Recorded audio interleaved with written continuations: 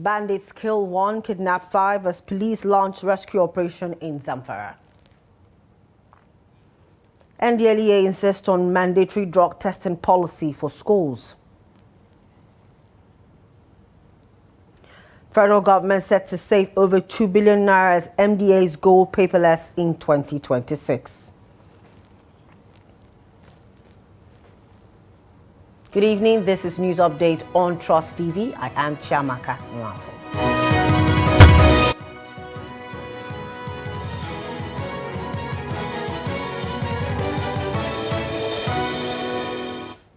Thank you for joining us.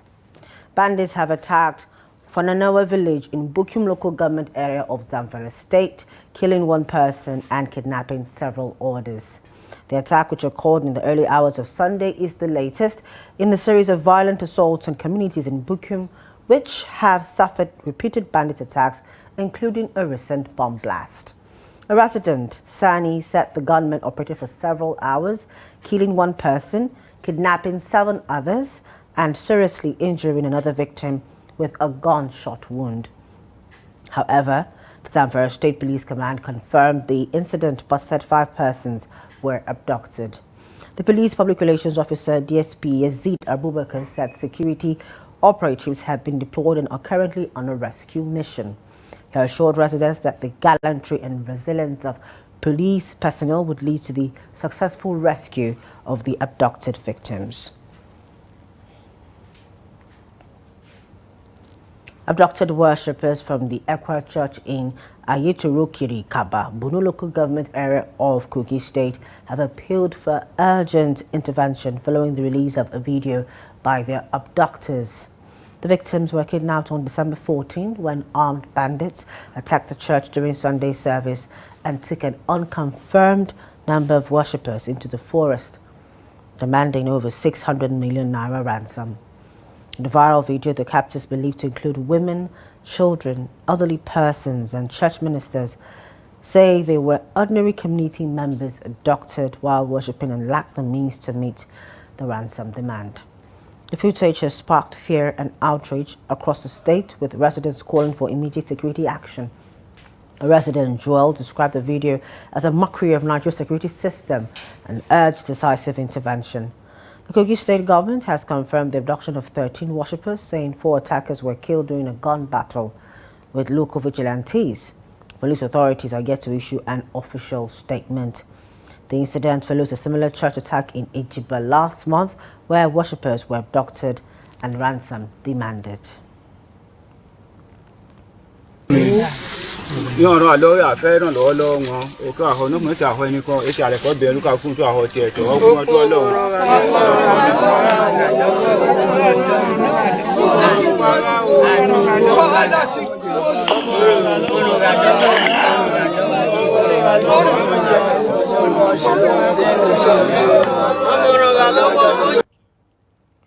Troops of Operation Hiding Kai, in collaboration with local vigilante groups, have killed 17 suspected terrorists during a coordinated ambush in Borno State. The operation, carried out in the early hours of December 21, 2025, followed credible intelligence on the movement of logistics supplies by suspected JAS and ISWAP elements. In a statement on Sunday, the immediate information officer of the Joint Task Force, Lieutenant Colonel Sani Uba, said troops alongside members of the Civilian Joint Task Force and local hunters deployed to an interception point between Sujiri and Kayamla villages on the night of December 20. According to him, the terrorists were engaged during a long-range ambush, resulting in the neutralization of 17 insurgents, while several others escaped with gunshot wounds. Items recovered from the scene include bicycles, assorted food items, drugs and medical supplies, detergents, clothing materials, torchlights, as well as weapons and ammunition of various calibers.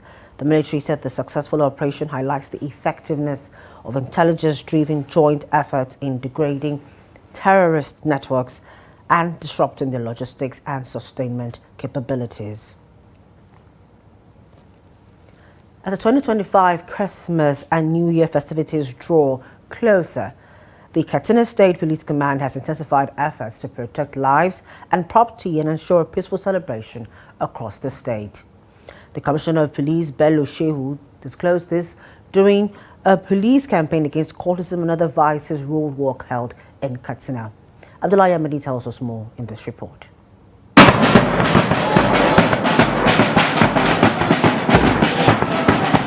According to the Commissioner of Police, the campaign is aimed at sensitizing members of the public on the negative effects of crime on society and strengthening community police collaboration for a safer Katsina state, especially during the end of year period.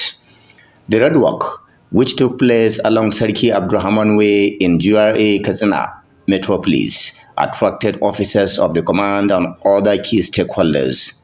Leading the procession, CP Bello Shehu affirmed the command's commitments to combating crime and ensuring the safety of residents across the state. In line with the IGP's mission and vision to have a people-centered policing, which, as you can see, this sensitization work is geared towards ensuring we achieve that goal. This is to call on members of the public towards some of these crimes that are that are bedeviling the society, talking about kidnapping, cultism, rape, and other forms of societal vices. He stressed that criminal activities hinder development and pledged the command's continued support for initiatives that promote peace and security. He urged residents to cooperate with the police by reporting suspicious activities and working together to prevent crime, particularly during the festive season. The police campaign against cultism and other vices for Kharkov initiative, he said, is designed to promote transparency, accountability, and a strong partnership between the police and the community.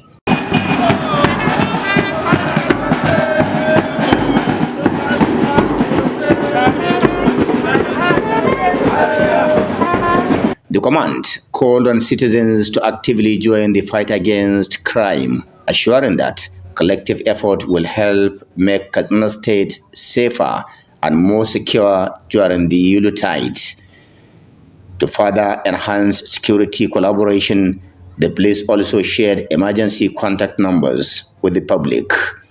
A cross-section of Katsina residents expressed confidence in the police and acknowledged their critical role in maintaining law and order while calling for a more proactive approach to tackling insecurity. With the security beef up, I will want to call on our Christian brothers to go to their respective churches without fear or favor, because both the governor, the commandant, the commissioner of police have shown us that they have definitely improved tremendously in the aspect of security. Government are trying, but trying government are doing, as I said, it all depends on God. Because whatever the government are doing without God, it is all in vain. And when government are doing and God supports, and God is on protect his children, because God is able to protect his children, both now, even to the new year, and even after. Our heart, our life, and property is in the hands of God. So if you look at it very well, you realize that when you are talking of what government has, have been able to do, you realize that a lot of things are in place, especially declaring a state of emergency on security situations in Nigeria as of today by the president. I think is a welcome idea. The budget alone, 5 point something trillions to curb the situation, I think is a welcome idea. They urged relevant authorities to restore public confidence in governance by taking stronger action against bandits terrorizing communities in Katsina State and across the country. Abdullahi Yamadi, Trust Television News, Katsina. National Agency for Food and Drug Administration and Control, NAFDAC, has issued a public alert over the recall of Indomie vegetable flavor noodles, citing the presence of undeclared allergens that could pose serious health risks to consumers. In a statement on Sunday, NAFDAC Director General Mojisola Adeyeye clarified that the affected product is not currently on sale in Nigeria. However, she said the agency has intensified nationwide surveillance to prevent the product from entering the country or circulating in local markets. They added that NAFDAC's Ports Inspection Directorate has been placed on high alert to block the importation of any implicated or unapproved noodle products. She further explained that noodles are listed on the federal government's import prohibition list, making their importation into Nigeria illegal. Despite this, NAFDAC has sustained enhanced monitoring nationwide as a precaution. The Director General urged consumers to exercise caution, immediately discard the recalled product if encountered, and report any suspected sale or distribution to the nearest NAFDAC office or through the agency's toll-free line 0800 162 3322. She also encouraged Nigerians to report any adverse reactions linked to the product via NAFDAC's e-reporting platforms on its official website. Authorities of the National Drug Law Enforcement Agency (NDLEA) have arrested a wanted female drug kingpin, Shodunke Yetunde Simbiat, after recovering 23.5 kilograms of cocaine hidden in her children's room at her Lagos residence. NDLEA spokesman Femi Babafemi said the arrest comes nearly 20 months after the agency dismantled a cocaine trafficking syndicate operating across Lagos and Ogun State, which led to the arrest of two other kingpins in May of 2024. He says sustained intelligence and surveillance operations led to the arrest of the 39-year-old suspect, identified as a key stash keeper in the trans-border drug network. Babafemi added that in a separate operation nationwide, NDLEA operatives also intercepted drug suspects at the Murtala Mohammed International Airport, the Seme border, and in Kogi, Oyo, and Osun States, recovering large quantities of cocaine, tramadol, skunk, and other illicit substances. The NDLEA chairman, Mohammed Buba Marwa, commended the officers and urged sustained vigilance during the festive season. Still staying with the NDLEA, the chairman and CEO, Chief Executive Officer, Mohammed Buba Marwa, has affirmed that the newly launched mandatory drug test policy for schools will help curb the use of illicit substances among young Nigerians, particularly those seeking admission into tertiary institutions. Marwa made the statement while receiving the Vice Chancellor of Taraba State University, Jalingo, Professor Sunday Paul Bako, and his management team, who sought collaboration with the agency in combating drug abuse and illicit trafficking. He commended the Vice Chancellor for establishing a full Directorate of Narcotics and Drug Abuse Prohibition at the university and pledged NDLEA support through capacity building, training, and other collaborative initiatives.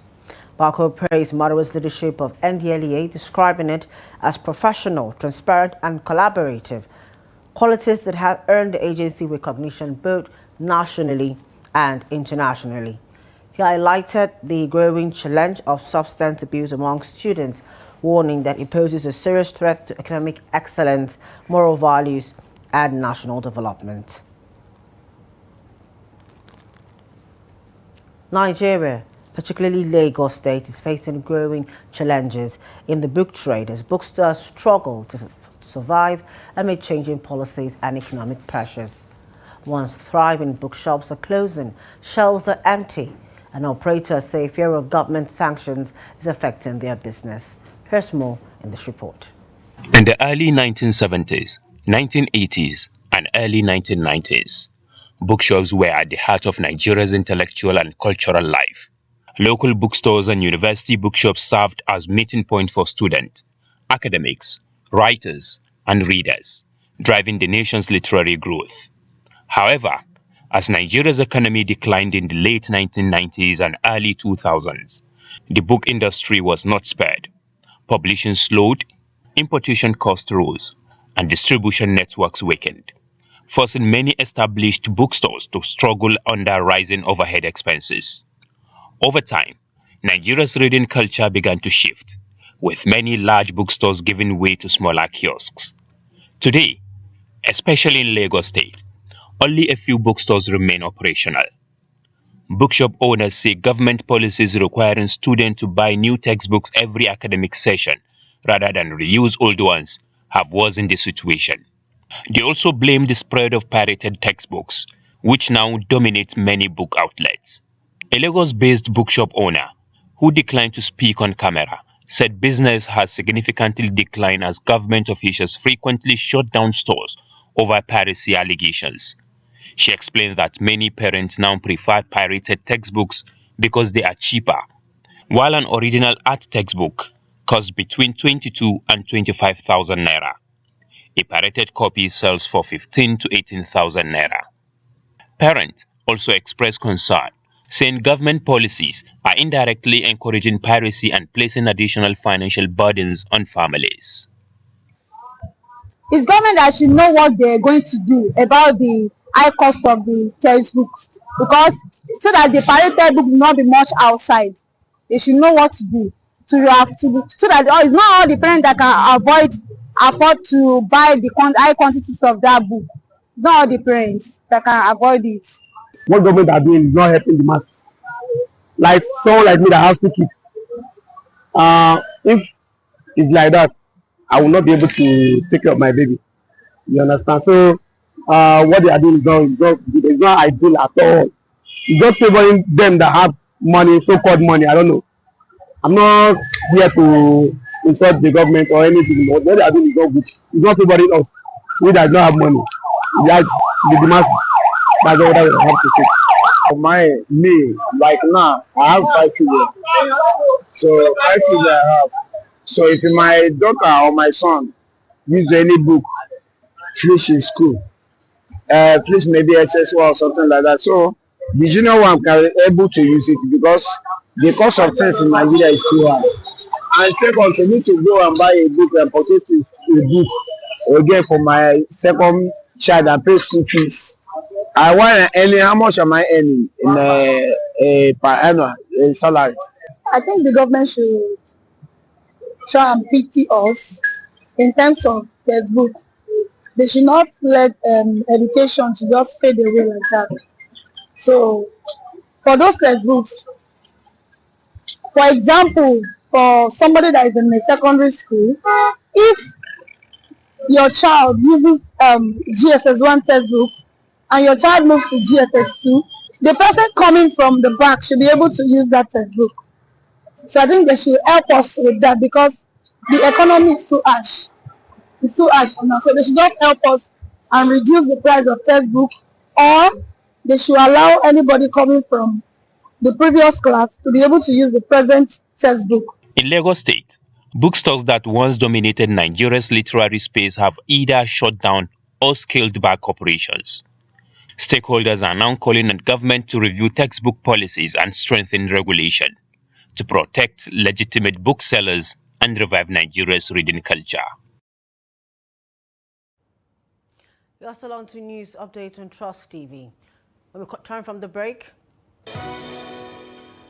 federal government set to save over 2 billion naira as MDAs go paperless in 2026. Stay with us, the news continues.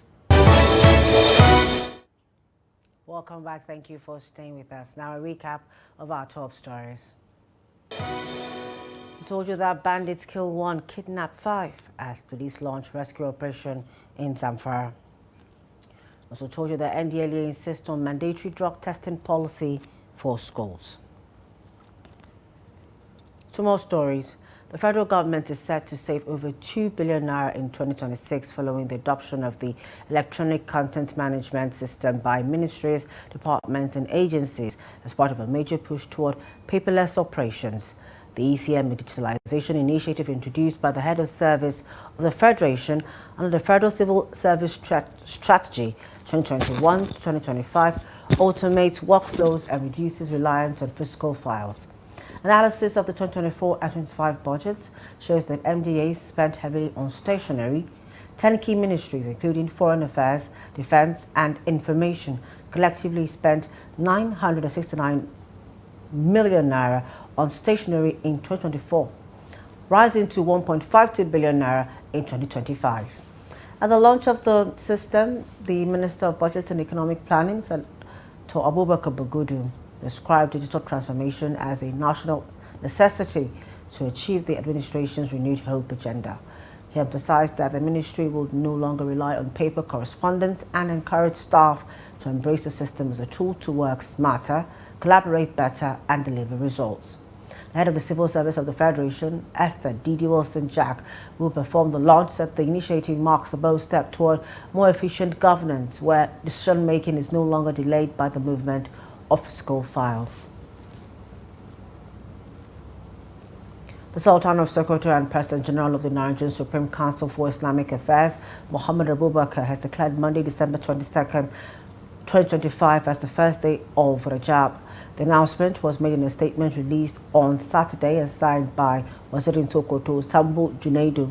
The statement explained that the Sultanate Council Advisory Committee on Religious Affairs, in collaboration with the National Moon Sighting Committee, did not receive any confirmed reports of the crescent of Rajab from local moon sighting committees across the country on Saturday, December 20. As a result, the Sultan approved Monday, December 22nd, 2025 as the official start of the month. Rajab, the seventh month of the Islamic lunar calendar, precedes Shaban and Ramadan. It is one of the 4 sacred months during which fighting is forbidden and good deeds are highly rewarded. The month is traditionally observed as a time for spiritual preparation, increased worship, reflection, and seeking forgiveness in anticipation of Ramadan.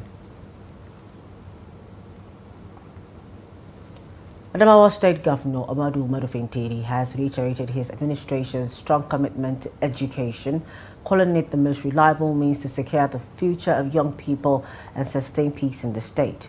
Governor Fintiri made the remarks while receiving the leadership of the Tertiary Education Trust Fund (TED-Fund) during their annual retreat at the Government House, Yola. He appealed to TED-Fund to sustain and increase its interventions in Adamawa's institutions, particularly those located in security-sensitive areas. Leading the delegation, TED-Fund Executive Secretary Sonny Echano said the visit was part of the fund's annual retreat to review performance, set new targets, and plan for the coming year.